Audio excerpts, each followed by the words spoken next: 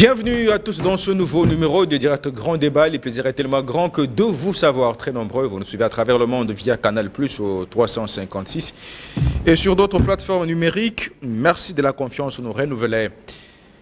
Direct de Kinshasa, capitaine de la RDC, nous recevons les grandes figures qui commentent, qui analysent, qui critiquent. Autour de cette table, et ce jour, nous recevons Henri Mpeti, le président national des Lignes de Patriotes démocrates congolais, UPDC en sigle. Un parti politique membre du groupement politique AAC Bar Palou. Je rappelle qu'il a été candidat aux législatives nationales du 20 décembre dans le territoire de Oshwe, dans la province du Maïndombe. Nous allons parler avec lui du déroulement des opérations de vote, de la publication des résultats provisoires par la CENI, des contentieux à la Cour constitutionnelle et de la crédibilité du processus électoral, et finalement, quid des réformes, de l'assainissement de la classe politique congolaise, de l'espace de la classe politique congolaise au regard de fraude, tricherie, corruption enregistrées lors de ce vote du 20 décembre 2023. Bienvenue. Henri Mpeti, merci d'avoir répondu à l'invitation de ce magazine, Direct Grand Débat. Merci. Merci beaucoup et bonjour. Merci d'être venu. Merci. La CENI a publié les résultats provisoires des législatives nationales et je rappelle que vous avez été candidat à Oshwe dans le Maïndombe. Malheureusement, vous n'avez été pas parmi les proclamés, les déclarés proclamés de la CENI provisoirement. Un candidat malheureux aux législatives nationales. Merci d'abord de m'avoir invité. Mes interventions, au fait, sont des clarifications. N'est-ce pas? On a l'habitude, lorsqu'on proclame des résultats, qu'on dise des résultats provisoires d'ailleurs, qu'on attribue déjà un qualificatif de député malheureux. Moi je dis non, moi je ne suis pas député malheureux, étant donné que la liste définitive, n'est-ce pas, n'est pas encore rendue publique. Donc, par rapport à ça, je suis très à l'aise pour vous répondre. Vous n'êtes pas candidat malheureux? Non, je ne suis pas malheureux. Parce que ce ne sont pas des résultats définitifs. Raison pour laquelle nous avons réuni certains éléments, n'est-ce pas, pour que nous puissions aller au Conseil... on appelle ça, contentieux, à la Cour constitutionnelle. Donc, ce n'est pas encore fini. Alors, avant qu'on arrive là, comment vous, personnellement, vous avez trouvé ces résultats publiés par la CENI? Reflètent-ils la vérité de l'expression populaire lors du vote du 20 décembre 2023, précisément dans votre territoire de Oshwe, dans le Maïndombe? Non seulement à Oshwe, partout. Je n'ai jamais vécu des élections désordonnées comme celle qui vient de se passer il y a quelques jours. Comment dans un pays où l'État existe, l'autorité de l'État existe, que les élections se fassent comme un théâtre, où vous êtes assis, vous voyez des machines à voter transportées par des gens qui n'ont pas qualité, qui ne sont pas de la CENI, qu'on a ramassé où, et on vous dit ces machines appartiennent à telle personne. Et chez moi, à Oshwe, toutes ces machines appartenaient au député sortant, Monsieur Bompini Michel alias Kadé. Où est-ce que vous avez vu ça? Dans quel pays? Moi j'ai franchi des échelons jusqu'à des échelons un peu élevés, et même très élevés. Je n'ai jamais vu un désordre comme ça. Quelqu'un à qui appartiennent des machines à voter. En plus vous les proclamez. Est-ce que la CENI est sérieuse? Parce qu'on a un beau-frère qui s'appelle Ilanga. Votre beau-frère est là, il vous garantit la réussite, même si vous avez triché. Et puis c'est fait. Et puis c'est fait. Les institutions restent pour l'instant, sans réaction. Et je crois que la Cour constitutionnelle va pouvoir clarifier les choses parce que trop, c'est trop. Moi, j'appelle ça insulte au chef de l'État, insulte au régime du chef de l'État. Pourquoi? Pourquoi? Il manque de respect au chef de l'État. Au regard des efforts fournis pour la tenue des élections dans le délai. Au regard des efforts fournis, de l'argent que le chef de l'État a décaissé et avoir un type des élections comme celui-là. Mais c'est une insulte, on doit avoir honte. Et les gens doivent s'expliquer pourquoi ils ont fait honte au chef de l'État. À la place du chef de l'État, je révoque tout le monde. Ce n'est pas de bon goût la façon dont nous avons grandi. Je vous dis que dès mon jeune âge, j'ai commencé à la sécurité. Ça, je ne peux pas le cacher. Chez le maréchal Mobutu, très jeune, avec des amoulis, tout ça, très jeune. On n'a pas vu ça. On n'a pas vu ça. On nous ramasse parce que vous êtes à la CENI. La CENI a été créée pour vous, pour votre famille. N'est-ce pas? Et vous nous prenez des villageoises, des copines à l'étranger, des copains, et vous faites des députés. Est-ce que vous fonctionnez bien dans la tête, monsieur? Une assemblée nationale, c'est une assemblée qualitative. Et prestigieuse. Et prestigieuse. Pourquoi vous humiliez le chef de l'État? Qui êtes-vous pour humilier le chef de l'État?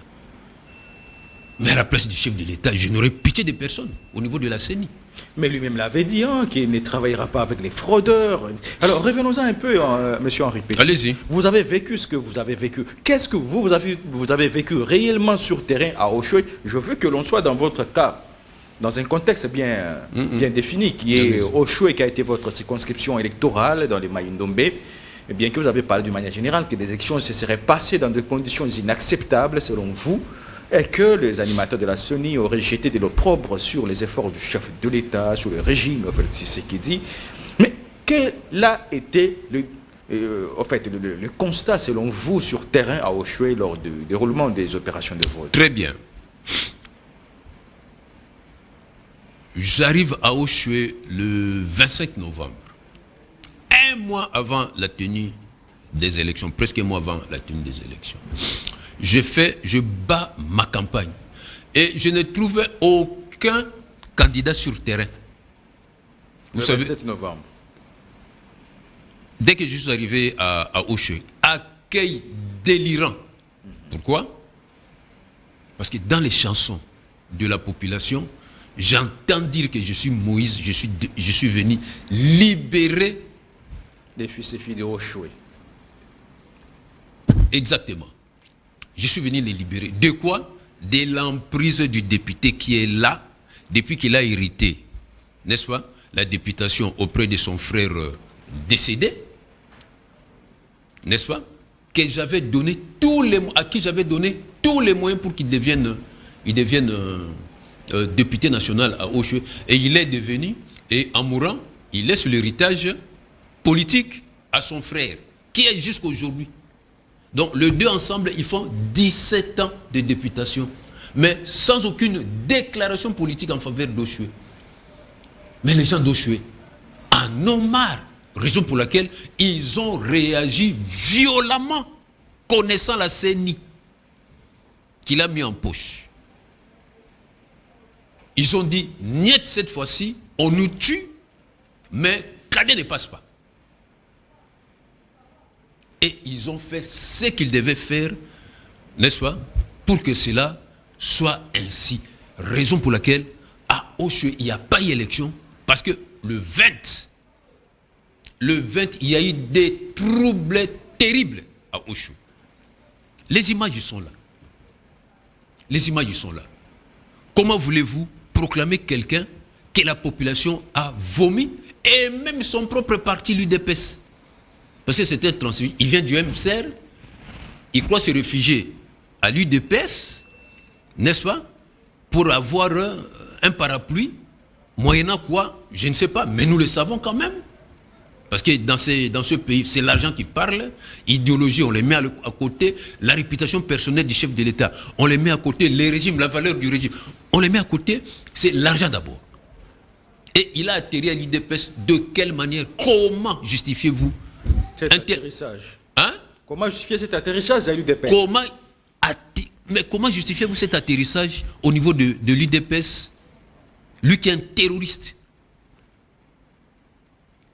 Et il terrorise la population tout le temps. Mais si la population l'a vomi, mais il y a de quoi? Il y a des raisons, monsieur. Alors, il ne s'arrête pas là. Quand je vais faire ma tournée, je dis bien la tournée dans le territoire d'Oshwe, qui est le plus vaste de la RDC actuellement, on m'apprend que, on me demande à moi d'aller demander à ces députés nationaux qu'ils restituent les cartes d'électeurs qu'il avait prises au niveau de la population. Parce que sans carte d'électeur, ils ne vont pas voter. Mais je leur ai dit, effectivement, vous n'allez pas voter parce qu'il va prendre ces cartes-là, comme il a acheté la CENI, qu'est-ce qu'il va en faire? Mais il va donner, il va faire le bourrage d'urne avec les noms qui se trouvent dans chaque carte. Et c'est ce qu'il a fait. Lui, il s'appelle comment? Ilanga, ne le sait pas. J'ai des éléments. La population qui me pose la question et comment je réponds à cette population, comment ces cartes vont être utilisées par ces députés-là. Et ce n'est pas la fraude, ce n'est pas la tricherie. Oh, la tricherie, la fraude corrompt tout. Et qu'est-ce que vous voulez qu'on fasse? Qu'on se taise.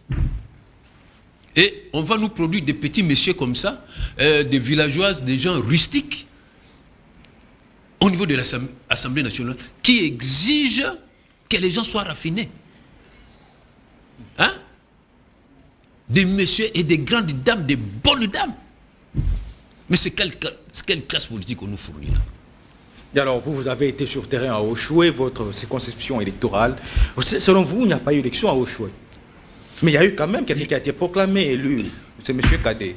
Mais le théâtre, on le connaît. Qu'on soit élu ou pas, on vous proclame. Est-ce que vous n'avez pas appris des gens qui n'ont jamais postulé être proclamés? Hein? Des gens qui n'ont pas été élus, qui n'ont pas postulé, et ils sont là. Mais j'ai admiré même un candidat qu'on avait proclamé, mais il s'est dit, mais moi je n'ai jamais fait la politique, je ne ferai même pas la politique, enlevez mon nom. Mais c'est par quel miracle ce nom est arrivé là-bas?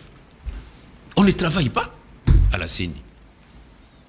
Ah, vous avez une maison, donnez-moi une maison et je vous donne une place à la députation nationale. C'est ce qui s'est fait, malheureusement. Mais est-ce que ce ne sont pas des allégations gratuites que vous faites? Est-ce que vous en détenez de preuves? J'assume. Mais vous les verrez tous après la publication des résultats définitifs. Chacun a 2, 3, 4 maisons. À Zouangwapi. Hein? Ce n'est pas à moi qu'on doit poser la question. Quand j'ai expliqué à la population, j'ai dit, voilà comment on fait avec des cartes qu'on vous arrache. On amène les cartes, vos cartes-là, pour en faire des bourrages d'urnes. On recopie les noms, on les met dans les numéros de cartes, on les met dans les machines et on présente à la CENI son client.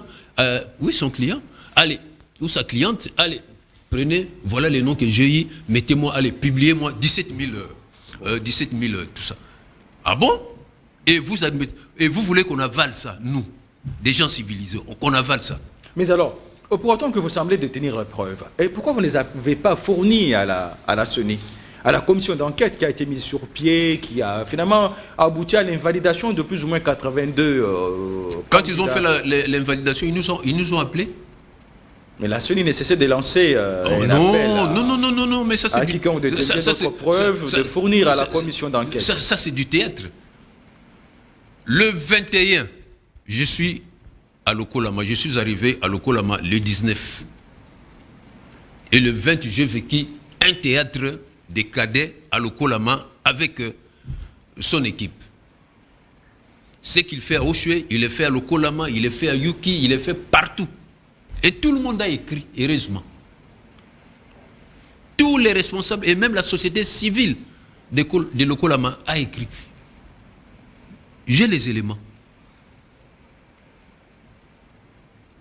J'ai les éléments. Alors, devant pareille cruauté politique, qu'est-ce que le président peut s'attendre à une telle assemblée? Moi, je me pose la question. Le nombre, oui, on vous donne le nombre. Non, non, non, non. En politique, il n'y a pas seulement le nombre. Il y a aussi la qualité. J'ai suivi une intervention d'un député supposé devenir député, supposé proclamer. Mais quelle cacophonie de langage. Et celui-là, il va aller en France défendre, par exemple, un dossier de la RDC. Il va parler en quelle langue? Hein? En France, on parle le lingala chez Macron. Même un petit français primaire, vous ne maîtrisez pas. Et vous nous produisez des petits messieurs, des petites dames de rien du tout. Ça va faire l'affaire de qui? Alors pour vous aujourd'hui, ce 4e cycle électoral, ça a été une bouillabaisse. Selon vous, la qualité n'a pas été mise au premier rang. Alors, parce que vous y êtes, vous avez refusé que vous n'êtes pas candidat député national malheureux, vous comptez sur la Cour constitutionnelle. Mais pourtant, ces fraudes, corruption, tricheries ont été dénoncées par une ribambelle d'organisations. La CENCO a parlé des élections catastrophiques. L'opposition a parlé des simulacres d'élections. Bref, quelle crédibilité vous accordez aux résultats qui ont été publiés? Provisoirement par la CENI. Mais aucun.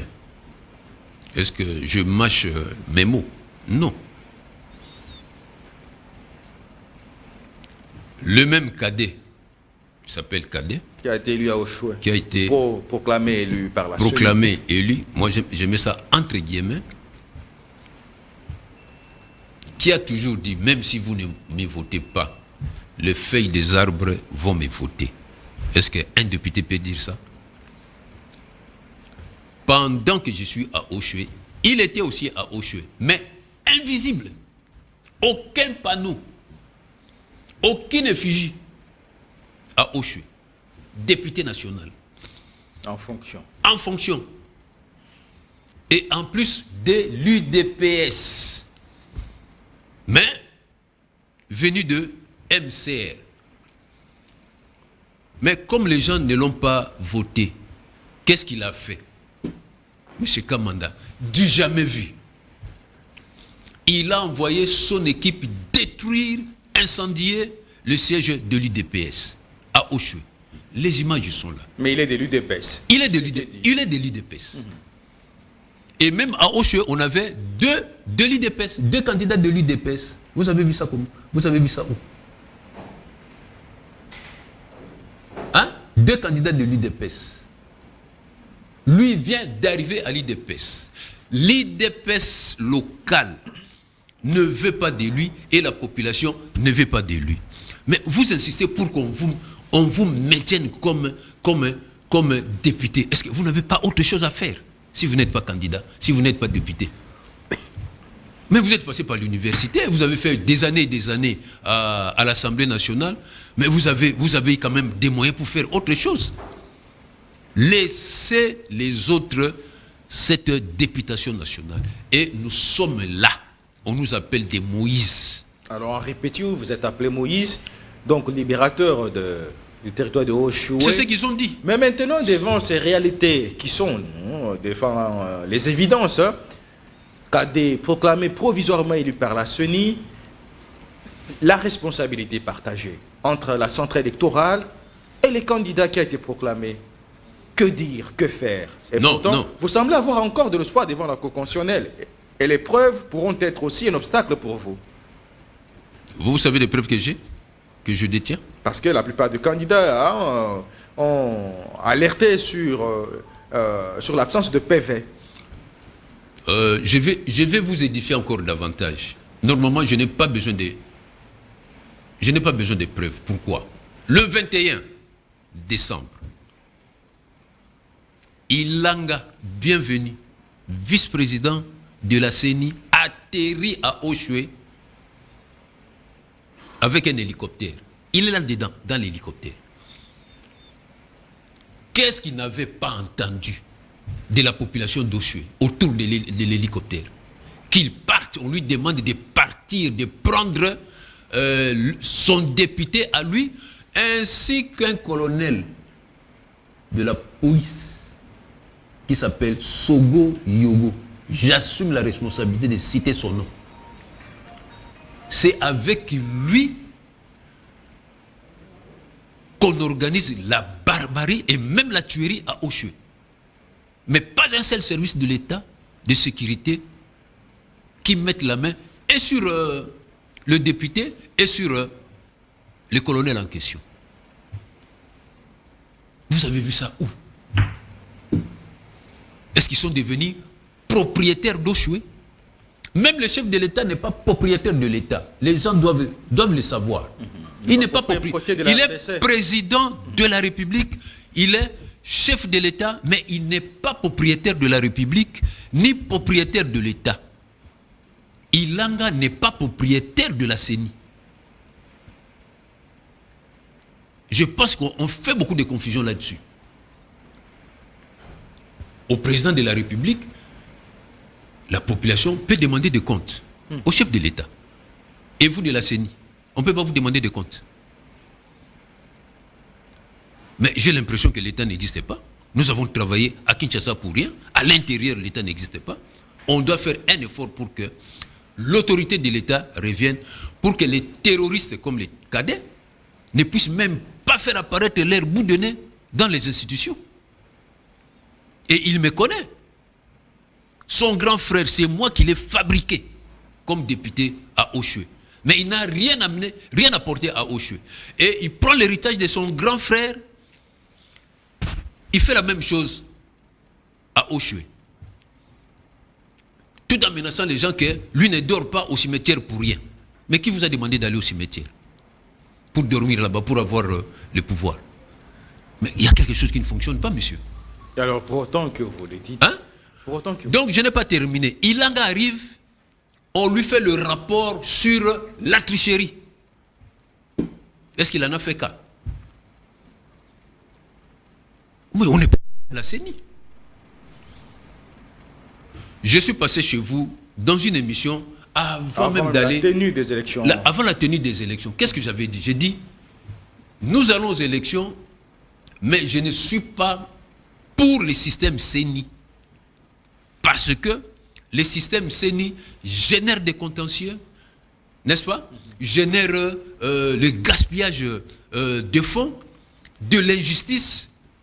On doit changer au niveau de la... Je l'ai dit ici. Vous avez parlé de réformes qu'il fallait initier, oui, dans le cadre de la refondation de la réforme, de la refondation de l'État. Hein? Et la refondation de l'État exige qu'on réforme la CENI. Pas comme ça. Pas donner le pouvoir aux individus qui pensent qu'on a créé la CENI pour eux, pour fabriquer des petits messieurs, des petites dames. Hein? J'ajoute encore que, si vous ne le savez pas, il y a eu des candidats de la famille présidentielle, et principalement de la maman, de la grande dame Nyakeru. Mais on ne les a pas proclamés. Mais lui, Kadé, quand il nous donne des petits messieurs, des petites dames, ses petites sœurs, ses copines, tout ça, ceux-là sont plus que ceux de madame la présidente. Il y a quelque chose qui ne va pas dans le chef de Ilanga. A-t-il fait le rapport exact sur la sécurité qui s'est passé le 21 quand il est arrivé à Oshwe? Il a fait son rapport à Kadima. Peut-être pas. Peut-être que Kadima ne connaît rien. Mais tout simplement parce qu'on trône à la CENI pour fabriquer n'importe qui. Et vous nous faites mal parce que vous exposez le chef de l'État. La réputation du chef de l'État est entachée à l'extérieur. On ne nous prend pas au sérieux à cause de vous. Et vous devez continuer à trôner dans cette institution. Moi, je dis non. Il faut réformer la CENI. Il faut réformer la CENI. Il faut penser à... Même si aujourd'hui, on me proclame député national, d'accord. Mais nous devons penser sur des réformes. Des réformes, il faut aussi penser aussi que l'homme politique congolais, il faut le repenser. Il faut le repenser. La classe politique congolaise. Cette moralisation de la classe politique. Moi, on est en famille là, même si c'est public, mais je suis allergique au désordre. Très allergique. À la fraude, à tout. Allergique.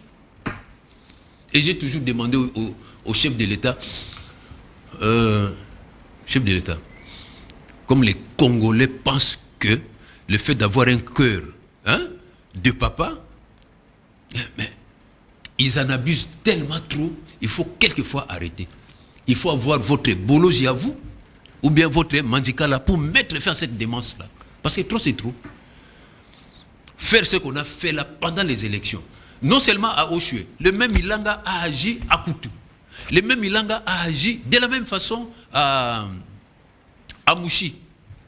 Mais il se prend pour qui? Hein? Donc la CENI lui appartient. Mais est-ce qu'il y a eu un rapport de tout cela qui a été déposé au niveau de la CENI? Que le vice-président Ilanga s'est comporté comme un... Mais je n'ai pas marché... Comme un tout-puissant dans un terrain conquis. J'ai fait mon rapport adressé à la CENI, adressé à l'AG de l'ANER. Vous savez que l'AG de l'ANER, nous venons avec lui tous du temps Mobutu. Du temps de Mobutu. Et de la même institution, la DSP à l'époque. Je suis médecin, grand médecin d'ailleurs. Moi, je suis au bureau de renseignement. Donc, cette qualité-là de renseignant, qu'est-ce que je ne peux pas voir comme dossier de quelqu'un? Hein? Est-ce que c'est Ilanga qui va m'échapper? Mais qu'on soit sérieux. Est-ce que si on n'est pas député, est-ce qu'on a maire? Moi, j'étais déjà à l'OCC. Je ne le suis plus. Vous m'avez vu à pied? Vous m'avez vu en mauvaise santé? Je ne voyage pas? Mais pourquoi les gens ont peur du chômage quand vous avez mal travaillé? Hein? Moi, je suis sorti de l'OCC avec honneur. On a toujours dit il y a trop peu de PDG, de DG dans ces pays qui sont comme petits. Mais c'est vrai. Allez me chercher ne fût-ce qu'un dossier contre moi, il n'y en a pas. Pourquoi moi j'accule mes adversaires pour mauvaise gestion, pour le fait qu'ils nous exposent avec certaines importations qui viennent, qui ne sont pas contrôlées? Je les accule, je les accule.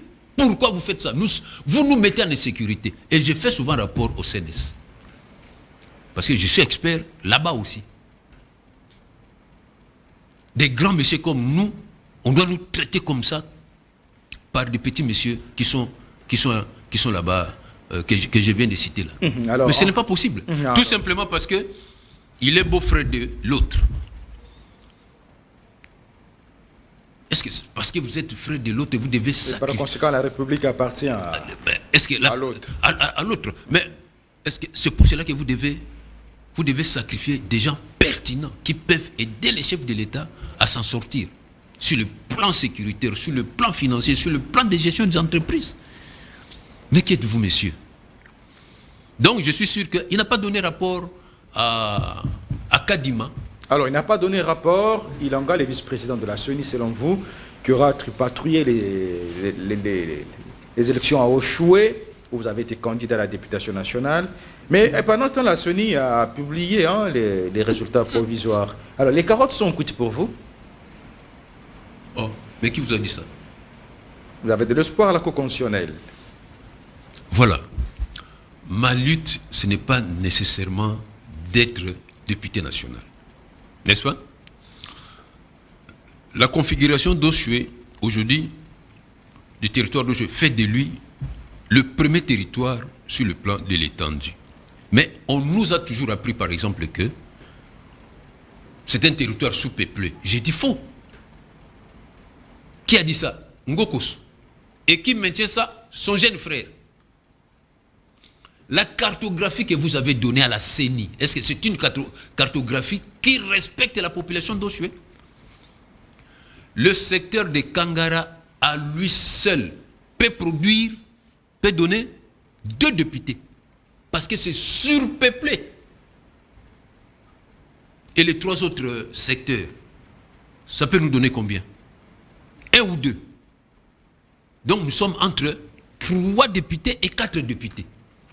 Mais le défunt Gokoso, avec son frère qui continue la même politique d'obscurantisme, veulent maintenir Oshwe avec un seul siège seulement.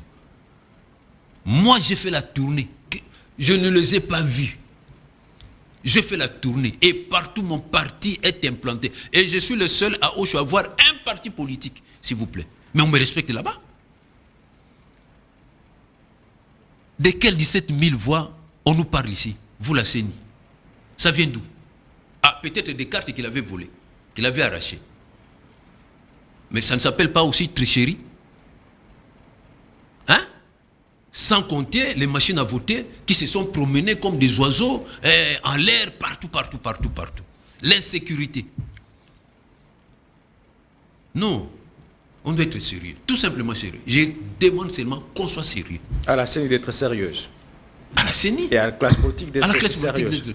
On doit trier sur le volet. Qu'est-ce que vous avez fait? Mais, bon, on va avoir des tensions pour rien, mais calmons-nous. Laissons la Cour faire son travail. Mais alors, c'est là où nous étions, hein, vous avez décrié le comportement de la CENI, de certains cadres de la CENI, sur terrain. Ici, vous avez cité la personne de M. Ilanga, qui se serait... Ilanga, bienvenue. Bienvenue. Et que maintenant, vous espérez que vous détiendrez d'autres preuves autres que le PV. Vous avez décidé d'aller devant la Cour constitutionnelle. Moi, la plus grande preuve, en dehors de toutes les preuves que nous détenons, c'est la présence d'Ilanga à Oshwe.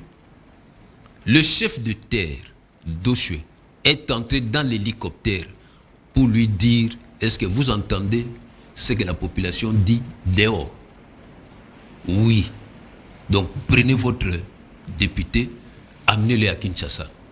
Ça veut dire quoi?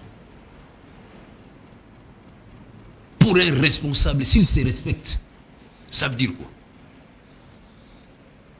Mais comme on n'est pas sérieux, on n'est pas puni, l'impunité est au summum, on se moque du chef de l'État, tout ça, et voilà le résultat. Le président doit frapper. Il nous a promis, mais il doit le faire. S'il ne frappe pas, il aura quelle classe politique? Mais ça risque de le rattraper. Kadima n'est pas le seul à être au sommet de la CENI. Ses prédécesseurs, tout ce qu'ils ont fait, aujourd'hui sont où? Hein? Chacun, prenons chacun. Un, jusqu'à lui. Jusqu'avant lui. Il subit quel châtiment? Le pleur de la population.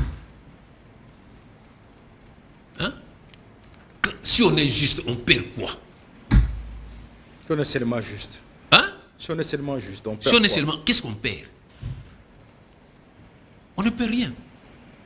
Moi, je ne suis plus DG à l'OCC. Mais je perds quoi?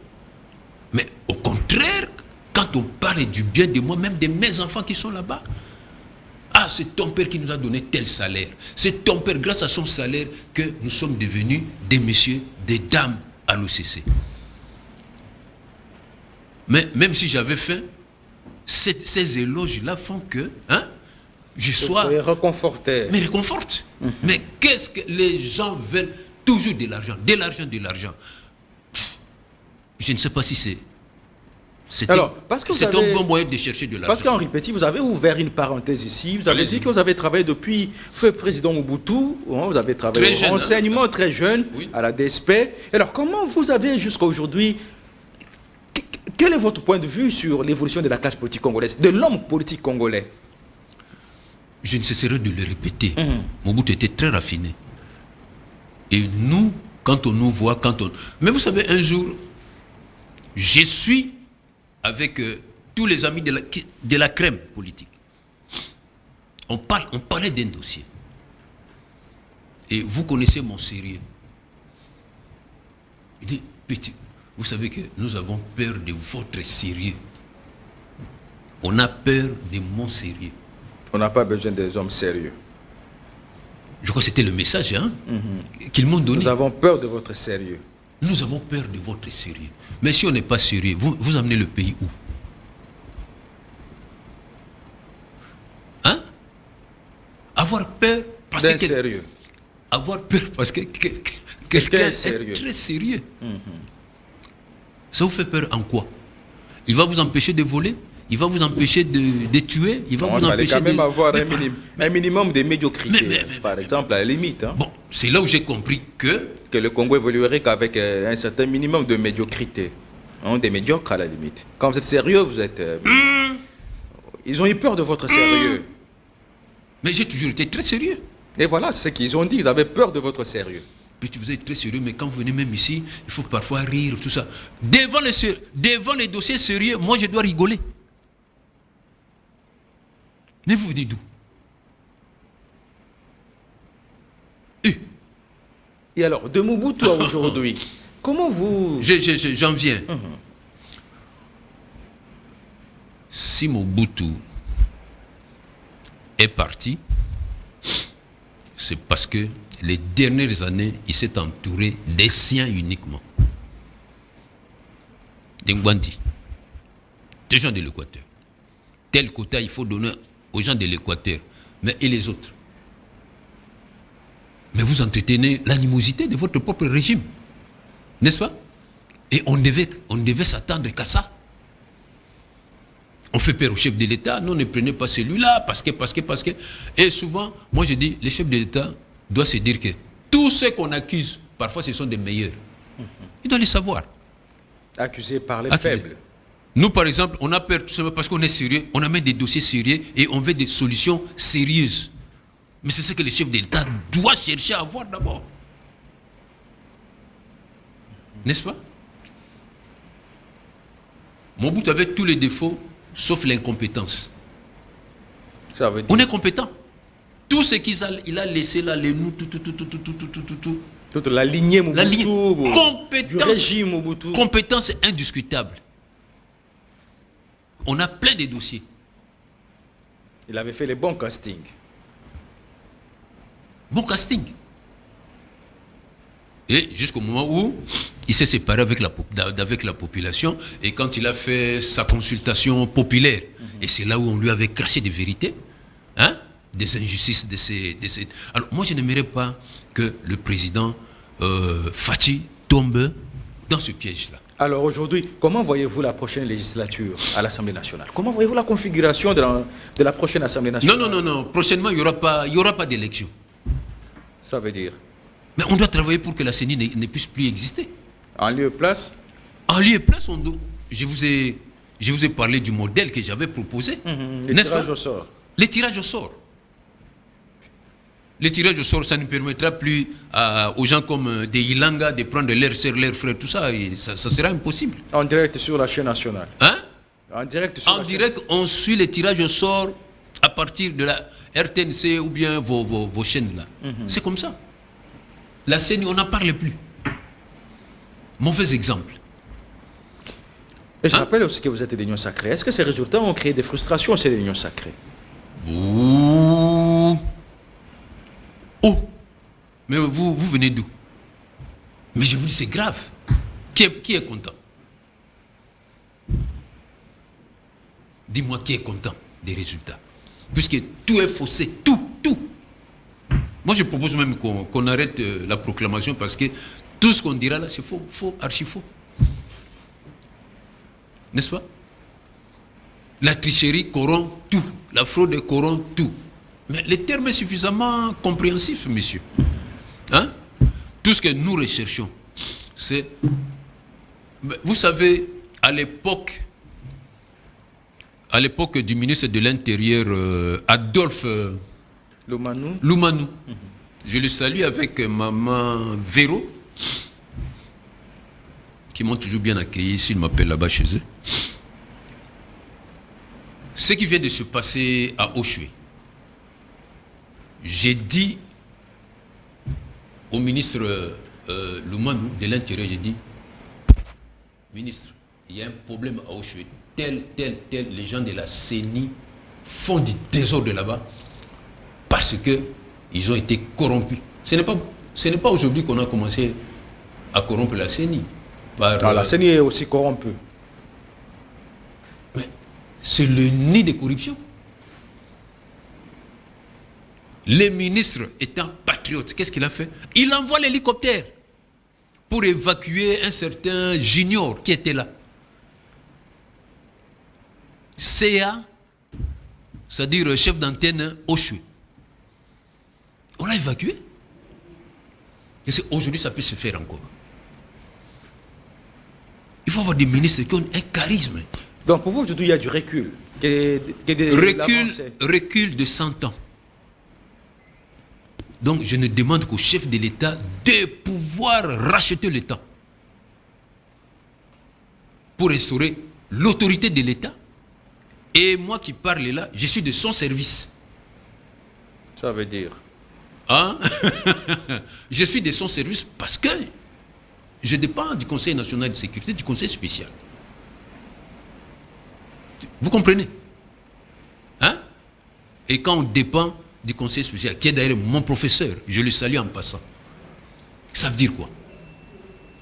On doit chercher à dire au chef des vérités pour lui permettre de bien diriger ses actions. Donc c'est au chef d'État d'arrêter l'hémorragie CENI. Il est le patron de tout le monde. Il peut même dissoudre la CENI aujourd'hui. Il peut dissoudre la CENI. Donc vous, personnellement, vous n'êtes pas assez flatté par la qualité du travail abattu par la CENI pour ce 4e cycle électoral? Je suis un homme, mon cher ami, je suis un homme raffiné.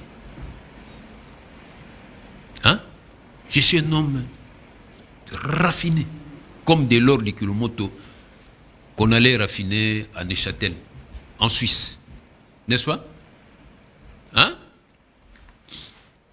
Et j'ai supervisé 1 ou 2 opérations d'affinage de Kurumoto de l'or. Parce que j'étais là aussi, avec le vieux Bandoma. J'avais connu M. Bandoma à Kurumoto. Il était là, avant de devenir ce qu'il va devenir après. Je l'ai connu à Kurumoto, je l'ai trouvé. Chef des APRO. Moi, je venais de la présidence, parce que c'est la présidence qui m'envoie chaque fois dans les entreprises, pour mettre de l'ordre. Et aujourd'hui, vous pensez qu'il faut mettre aussi l'ordre dans la classe Partout, politique congolaise? si le président me que disait... Que pensez-vous du renouvellement de la classe politique? Parce que c'est la chanson que certains d'entre vous, on essaie de chanter à la longueur de journée. Renouvellement de la classe politique. Ça veut dire quoi? Bon. Ça rime à quoi? Renouvellement de la classe politique s'impose. Les jeunes, moi, je n'ai pas... pour les vieux... Non, pour tout le monde. Renouvellement de la classe politique. Renouvellement de la classe politique ne dit pas seulement mettre les jeunes. Les jeunes n'ont pas d'expérience. Pas assez en tout cas.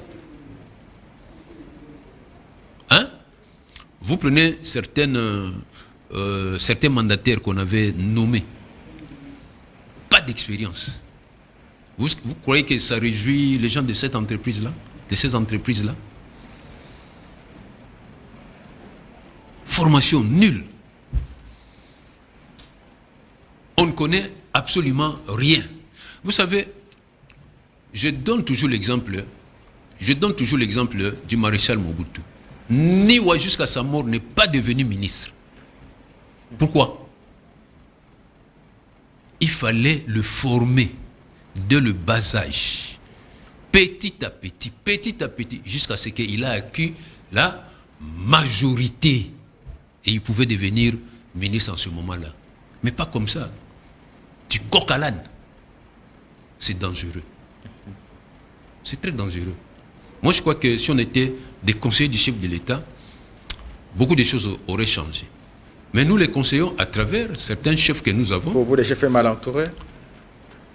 Mais c'est tout le monde qui le dit. Alors, que dites-vous lors de sa prestation de serment? Nous sommes en train de chuter avec vous. Merci. Il a dit que les erreurs du passé ne se reproduiront plus jamais.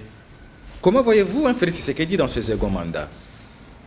Quelqu'un que vous êtes en train d'appeler il faut toujours à se réveiller, à agir, à laisser son grand cœur de père de côté et de prendre le bâton. Il faut toujours avoir confiance à l'homme. Il a dit et il le fera. il est appelé à respecter sa propre parole. Mais vous avez parlé que son grand cœur de père lui attirerait beaucoup d'ennuis aussi. Ça veut dire qu'il devra revenir un peu dictateur. Vous savez, le conseil que je donne souvent à nos autorités, ne vous faites pas entourer des amis. Pourquoi? L'ami, le frère, n'ont aucune obligation de résultat. Donnez-lui n'importe quelle fonction. Il va tout simplement s'amuser. Aucune obligation de résultat, s'il vous plaît. Moi, si j'ai réussi partout, je passe. J'applique ça. Frère, oui, qu'est-ce que vous avez fait? Ah, ta place, c'est là-bas. Ami, non, non, pas ici. Là-bas. Obligation de résultats. Et quand j'ai de bons résultats, mais les éloges me poursuivent jusqu'à aujourd'hui. Hein? Même sur mes combats, parce que j'ai de... Vous êtes trop sérieux. Trop sérieux et j'ai bonne presse. Mais ça me réjouit. Même si on dit un petit, tu deviens chef d'État, je peux faire le pied de chez moi jusqu'en ville et je rentre à pied. Aucun incident ne va se produire parce qu'ils savent que ça c'est Moutou Abatou. Permettez-moi d'intervenir un peu à Lingala là. C'est comme ça qu'on doit. Nos chefs d'État doivent être ça. Aimer la population, sanctionner. Moi, si je suis fautif, si le président me sanctionne, je m'incline. Je m'incline. Hein? C'est un papa. Je suis un peu plus âgé que lui, c'est vrai, mais c'est un papa. Hein? Il y a même des enfants dans la famille où papa l'appelle papa. Hein? Pourquoi? Parce qu'il sent en cet enfant quelque chose de valeureux. Mais ça doit se faire aussi au niveau politique. Henri Petit, je rappelle que vous êtes président national de l'Union de patriotes démocrates chrétiens, UPDC.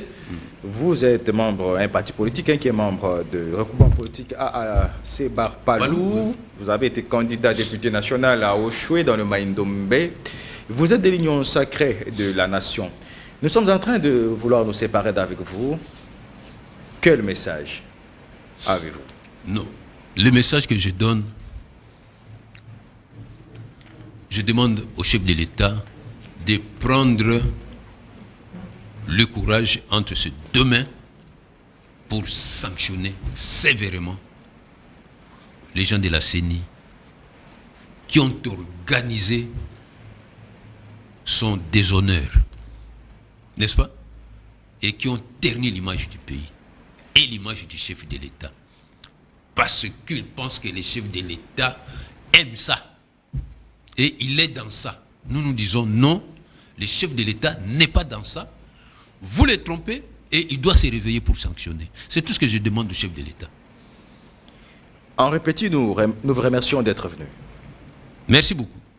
C'est la fin de ce magazine direct Grand Débat qui a reçu ce jour M. Henri Petit, le prochain invité sur vous. À chacun et à vous tous, excellente suite de nos programmes et à plus.